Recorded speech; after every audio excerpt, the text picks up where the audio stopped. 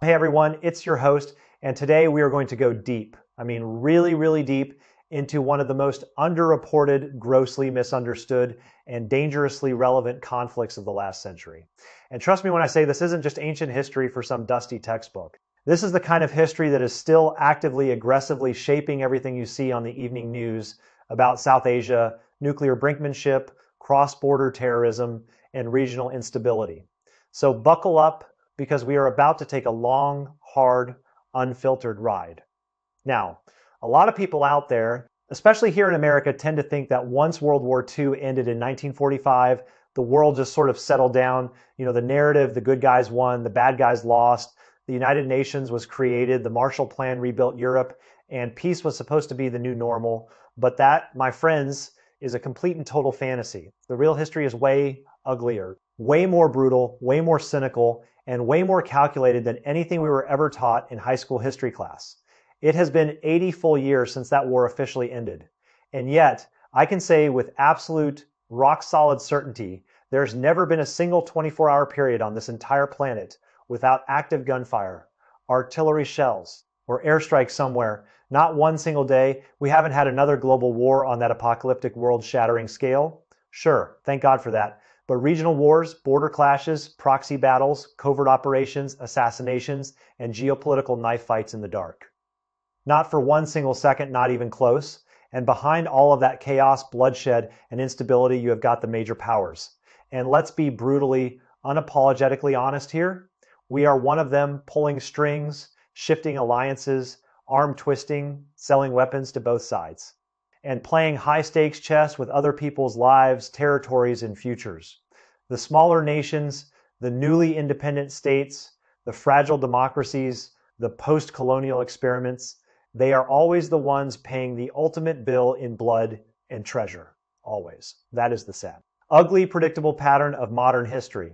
The last 80 years of global affairs have been defined by territorial disputes, ethnic hatreds, religious conflicts, resource scrambles, and bloc rivalries that never really went away after WE. They just got repackaged. You simply cannot understand any major global flashpoint today, whether it's the Middle East, Africa, Eastern Europe, or South Asia, without looking back at the chaotic, reckless, and often deliberately destructive way the post-WWE world order was stitched together by the so-called victors. So today, let's zero in on the first India-Pakistan War, which broke out in 1947. This was the very first large-scale state-on-state conventional war in Asia after WWE, and frankly, it is one of the most tragic, senseless, and absurd fratricidal conflicts in all of modern history. And here is my blunt, no-nonsense, straight-to-the-point take. If you don't understand this war, you will never ever understand why India and Pakistan are locked in permanent, generation-spanning, deeply personal hostility. Why Kashmir is a perpetual war zone that has been literally on fire for over 7 decades. Or why two peoples who share the same ancestors, the same cultural heritage, the same linguistic roots, the same cuisine, the same music, and the same centuries of colonial trauma decided to start butchering each other the very moment they got their long-awaited independence. Over 70 years of hatred, military standoffs, nuclear posturing, border skirmishes, and endless bloodshed. All of it. And I mean all of it traces straight back to this first foundational, utterly avoidable war. Now, to really, truly get it, we have to dig all the way down to the deepest root cause. And that root is not some simple land grab, not a spontaneous outburst of ethnic violence, not a religious war that started overnight. It is a massive, deliberately planted, slow burning, multi-generational time bomb that the British Empire spent over a century carefully constructing, arming, and priming for detonation. Let me be absolutely crystal clear about this, because this is the part that most mainstream media narratives conveniently gloss over before the 19th century. There was no such thing as India or Pakistan as nation states in any modern political or territorial sense. The entire South Asian subcontinent was a complex, messy, vibrant, and incredibly diverse mosaic of princely states, tribal territories, ethnic groups, linguistic communities, and religious traditions that had coexisted, not always perfectly peacefully, but mostly functionally and pragmatically. For centuries, even millennia, they had different gods, different languages, different customs, different cuisines, different clothing, but they lived side by side in the same villages, the same cities, the same marketplaces, and the same irrigation networks. They traded together, intermarried, shared festivals, fought alongside each other against common invaders, and built a shared civilization that was anything but monolithic. Then the British showed up. And they didn't just conquer the place with brute military force, though they certainly did plenty of that with plenty of brutality. They systematically dismantled that entire ancient social fabric through one of the oldest, most cynical, and most devastatingly effective tricks in the imperial playbook. Divide and rule. Think about the twisted genius of it from a pure colonial perspective. They didn't need to oppress everyone directly with a constant, expensive military occupation. Instead, they actively inflamed internal tensions, pitted Hindus against Muslims, amplified religious differences, created separate legal systems for different communities, manipulated census data, and made damn sure that the local population could never, ever unite against the colonizers. They controlled education, government jobs, land policies, taxation systems, military recruitment, and even the writing of historical narratives in ways that consistently favored one group over another at different times, deliberately creating resentment, jealousy, suspicion, and a toxic sense of permanent grievance. And highly sophisticated manipulation. The once integrated society was torn apart at the seams. Ordinary people stopped seeing each other as neighbors, cousins, trading partners, and fellow sufferers under colonial rule, and started seeing each other as existential threats, as rivals for British favor, and as enemies to be feared and hated. That is not an accident. That is colonialism by design, and it worked like a charm. Now let's fast forward to the end of WWE. The entire global order was being violently reshuffled. Britain, the so-called empire on which the sun never sets, was financially broke, militarily exhausted, politically diminished, and morally bankrupt after years of total war. It simply could not maintain its vast, sprawling global colonial holdings anymore. But here is the critical part, and this is something we Americans need to pay very, very close attention to, because we see this same destructive, irresponsible pattern everywhere from the Middle East to Africa to Southeast Asia. The British departure was not a responsible, orderly, good faith handover of power. It was not about granting freedom or building stable democracies. It was a deliberate, calculated, and thoroughly cynical wreck and run strategy. If they couldn't keep control, they were going to make damn sure the place was so fractured, so internally conflicted, so irreparably divided that it could never stabilize, never prosper, never become a strong, independent, unified player on the world stage.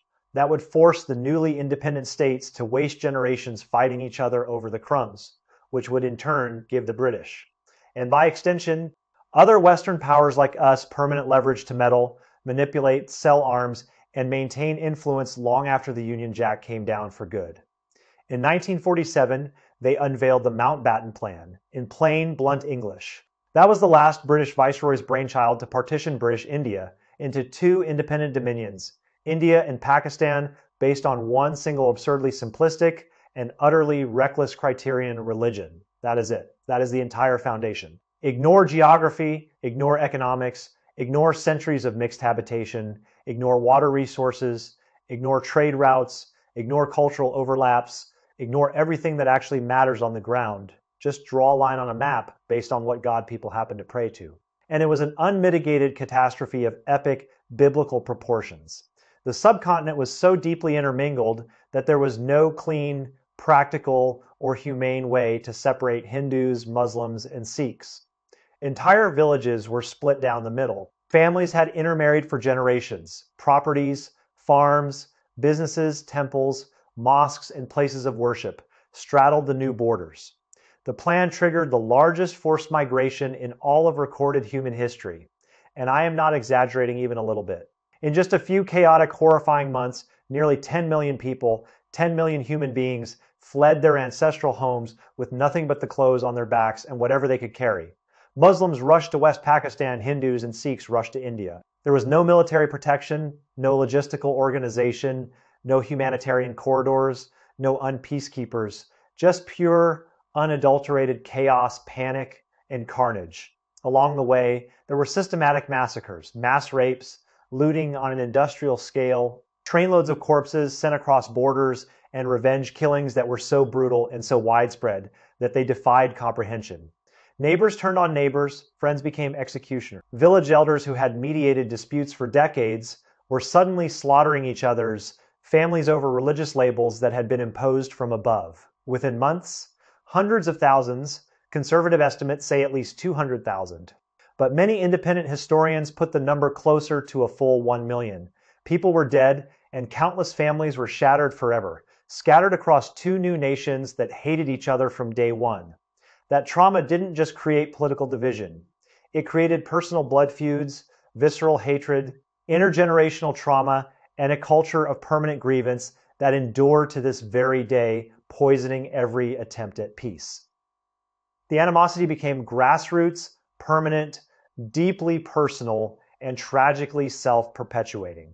Now, the final fuse that lit the powder keg and started the actual shooting war was a region called Kashmir. And let me take a few minutes to explain why this relatively small mountainous territory is so incredibly critical. Because if you don't understand its strategic, economic, and symbolic value, none of the rest of this makes any sense at all.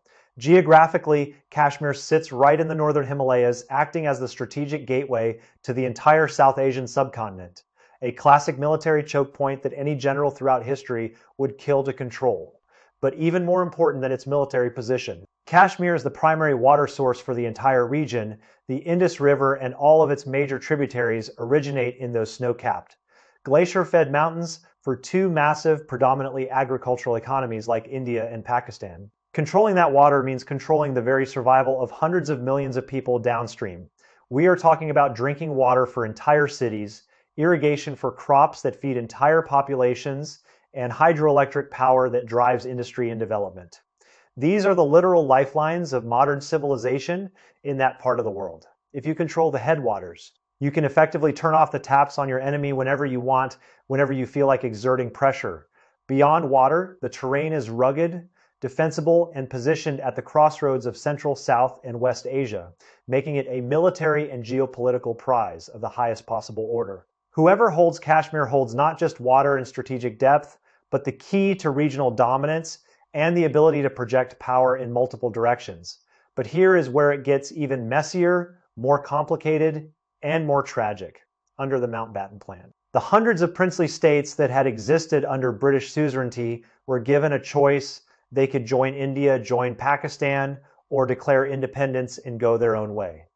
Kashmir was the perfect nightmare scenario, a no-win situation from the very beginning.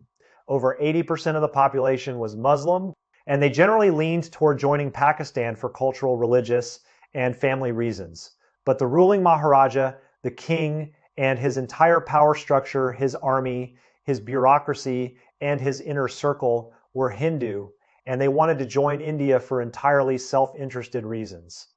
So you had a massive, fundamental, and utterly unbridgeable disconnect. The people wanted one thing, the ruler wanted the exact opposite, and both India and Pakistan were watching like hawks, knowing full well that if they didn't secure Kashmir, they would be at a permanent strategic, economic, and military disadvantage forever. Negotiations were doomed from the very first day. Neither side was willing to compromise an inch, and there was no neutral arbiter with enough authority, credibility, or muscle to resolve it peacefully. The British had washed their hands of it, and the UN was still in its infancy and largely powerless. Then, in October of 1947, the whole thing exploded in a spectacularly violent and predictable way. Local Muslim militias in Kashmir rose up in open rebellion, marched toward the capital city, and tried to overthrow the Hindu ruler by force. The Maharaja's forces were weak, poorly equipped, demoralized, and outnumbered. They simply could not hold the line. So he panicked, sent an urgent plea for military assistance to India, and offered to accede to India in exchange for troops. And India, they had been waiting for that invitation like a poker player holding a royal flush. They rushed their regular army into Kashmir without any hesitation whatsoever, landing troops by air and ground and securing key positions. As soon as Pakistan saw Indian troops on the ground and moving into position, they knew the clock was ticking. If they didn't act immediately, decisively, and with full force, they would lose Kashmir forever. So they sent in their own regular military units backed by tribal militias and irregular fighters. And just like that, with almost no warning and zero diplomatic preparation, the first India-Pakistan war was fully, irrevocably underway. Now, this was not a clean, modern, well-organized, conventional war by any stretch of the imagination. Both countries were brand new, freshly independent, functionally broke, and their military institutions were shaky, underfunded, and poorly organized at best. They had to rely not just on trained professional regular soldiers, but also on tribal militias, volunteer fighters, religiously motivated irregulars, and local warlords who were barely organized and often fought under their own independent commanders with their own agendas. The battlefield itself was an absolute nightmare of geography and logistics: high altitude mountains with freezing temperatures, frozen valleys, dense forests, narrow and easily defended passes, and almost no paved roads or reliable supply routes. Supply lines were stretched to the absolute breaking point, and large-scale armored or aerial operations were practically impossible in that terrain. So the war turned into a brutal, grinding, exhausting, and soul-crushing slog of hilltop assaults, small unit ambushes, artillery duels, sniper fire, and endless back-and-forth fighting over every single ridge, village, and water source. It went on for over a year. 14 long, bloody, wasteful months with heavy casualties on both sides and enormous resource drains on two desperately poor newborn nations that could barely feed their own populations. Instead of building schools, roads, hospitals, factories, or democratic institutions, they were burning their national wealth, their human capital, and their young men in the snow and mud of Kashmir for a piece of territory that neither side could fully secure. Yet despite all that sacrifice, all that blood, all that treasure, all that human suffering, all those broken families, neither side could achieve a decisive, knockout, war-winning victory. By the end of 1948, both were completely exhausted militarily and economically, and under intense, sustained pressure from the United Nations and the major powers. Yes, including us, the United States. They finally agreed to a ceasefire and a formal stop to the fighting. But here is the kicker, and this is absolutely critical to understanding everything that came after. That ceasefire line was only temporary. It had no legal standing as an international border. It was just a military demarcation line drawn on a map, not a treaty, not a permanent solution, not recognized by any international law or binding bilateral agreement. The result of that ceasefire was that Kashmir was split in two: the western and northern parts under Pakistani control, the Central Valley and southern plains under Indian control. But the most vital water sources, strategic mountain passes, and defensible positions were all cut up in a chaotic, overlapping, and thoroughly unstable patchwork that guaranteed permanent friction, permanent suspicion, and permanent readiness for the next round of fighting. Think carefully about what that actually means in practical, on-the-ground terms. Territorial claims remained completely unresolved, so there was always a built-in, ready-made, and internationally recognized excuse for future wars. India controlled the upstream water, giving it a permanent, unilateral, and nearly unassailable lever to choke Pakistan's agriculture, drinking water, hydroelectric power, and daily life whenever tensions flared up. Families were divided, communities split, and the hatred was passed down from parents to children to grandchildren, becoming part of the national identity on both sides. And we all know exactly what happened next: two more full-scale conventional wars in 1965 and 1971. Countless border clashes, artillery duels, commando raids, cross-border terrorist attacks, and proxy wars that have killed tens of thousands of people. Military and civilian alike, Kashmir became one of the most heavily militarized and dangerously unstable places on the entire planet, with hundreds of thousands of heavily armed troops facing off across the line of control to this very day, backed by tanks, artillery, attack helicopters, and, most frighteningly of all, nuclear weapons on both sides that could turn any future escalation into a global catastrophe. Now, let's step way back and look at the truly big picture, because this is not just about India and Pakistan. This is a global cautionary tale that has been repeated over and over again across the world. The first India-Pakistan war is a textbook, near-perfect example of the wreckage, chaos, and permanent instability left behind when colonial empires collapse in a careless, cynical, and irresponsible way. The British, like other European colonial powers before and after them, spent decades, even centuries, dividing and polarizing local populations for their own convenience and control. Then, when they finally left, they drew arbitrary, ignorant, and often deliberately provocative lines on maps with no regard whatsoever for ethnic, religious, linguistic, or economic realities, cutting through mixed communities, resource hubs, ancient trade routes, and water systems. And they did not just do this in South Asia. Look at the Middle East with the Sykes-Picot Agreement. Look at Africa with the Berlin Conference. Look at Southeast Asia with arbitrary colonial borders drawn in European capitals. Almost every prolonged post-WWE conflict, every ethnic civil war, every territorial dispute, every sectarian bloodbath traces directly back to the same colonial era mess. The colonizers extracted all the wealth, all the resources, and all the strategic advantage they could, walked away with their heads held high, and left behind broken states, hostile neighbors, and intractable, unsolvable problems that ensure those countries spend decades, even centuries fighting each other instead of building stable, prosperous, democratic, and peaceful futures for their own people.